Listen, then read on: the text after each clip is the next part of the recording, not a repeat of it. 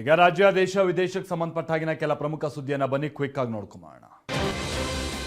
ಗಡಿ ವಿಚಾರದಲ್ಲಿ ಮಹಾರಾಷ್ಟ್ರ ಮತ್ತೆ ಖ್ಯಾತೆ ಮುಂದುವರೆಸಿದೆ. ಮಹಾರಾಷ್ಟ್ರ ಸಂಸದ ಧೈರ್ಯಶೀಲ ಮಾನೆ ಬೆಳಗಾವಿ ಡಿಸಿಯನ್ನ ಬೆದರಿಸುವ ತಂತ್ರ ಮಾಡಿದ್ದಾರೆ. ಕಳೆದ ನವೆಂಬರ್ 1ನೇ ತಾರೀಕಿನಂದು ಬೆಳಗಾವಿಯಲ್ಲಿ ಕರಾಳ ದಿನ ಆಚರಿಸಿದ್ದ ಎಂಇಎಸ್ ಶಿವಸೇನೆ ಸಂಸದ ಮಾನೆಗೆ ಆಹ್ವಾನವನ್ನ ಕೊಟ್ಟಿತ್ತು. ಆದರೆ ಕಾನೂನು ಸುವ್ಯವಸ್ಥೆ ದೃಷ್ಟಿಯಿಂದ ಜಿಲ್ಲಾಧಿಕಾರಿ ಮೊಹಮ್ಮದ್ ರೋಷನ್ ಮಾನೆಗೆ ನಿರ್ಬಂಧವನ್ನ ಹಾಕಿದ್ದರು. ಇದೀಗ ಜಿಲ್ಲಾಧಿಕಾರಿ ವಿರುದ್ಧ ಹಕ್ಕುಚ್ಯುತಿ ಮಂಡನೆಗೆ ಸಂಸದ ಲೋಕಸಭಾ ಸ್ಪೀಕರ್ಗೆ ದೂರನ್ನ ಕೊಟ್ಟಿದ್ದಾರೆ. ಸಂಸದನ ವಿರುದ್ಧ ಆಕ್ರೋಶ ವ್ಯಕ್ತ ಆಗ್ತಾ ಇದ್ದು ಬೆಳಗಾವಿಯಲ್ಲಿ ಕನ್ನಡ ಪರ ಸಂಘಟನೆಗಳು ಪ್ರತಿಭಟನೆ ನಡೆಸಿವೆ.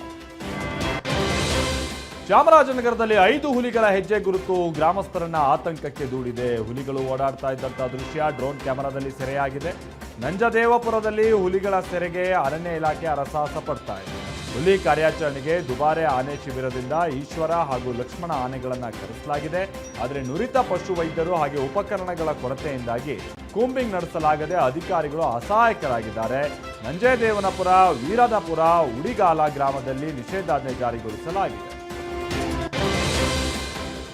ಅರಾವಳಿ ಅರಣ್ಯ ಪ್ರದೇಶದಲ್ಲಿ 100 ಮೀಟರ್ಗಿಂತ ಕಡಿಮೆ ಎತ್ತರದ ಬೆಟ್ಟದಲ್ಲಿ ಗಣಿಗಾರಿಕೆಗೆ ಯಾವುದೇ ಆಕ್ಷೇಪ ಇಲ್ಲ ಅಂತ ಕೇಂದ್ರ ಸರ್ಕಾರ ನೀಡಿದ ಉತ್ತರಕ್ಕೆ ಸುಪ್ರೀಂ ಕೋರ್ಟ್ ಅನುಮೋದನೆಯನ್ನ ನೀಡಿದೆ. ಈ ನಿರ್ಧಾರ ಖಂಡಿಸಿ ರಾಜಸ್ಥಾನ ಜೊತೆಗೆ ಹರಿಯಾಣ ಭಾಗದಲ್ಲೆಲ್ಲ ಬೃಹತ್ ಪ್ರತಿಭಟನೆಗಳು ನಡೀತಾ ಇದೆ.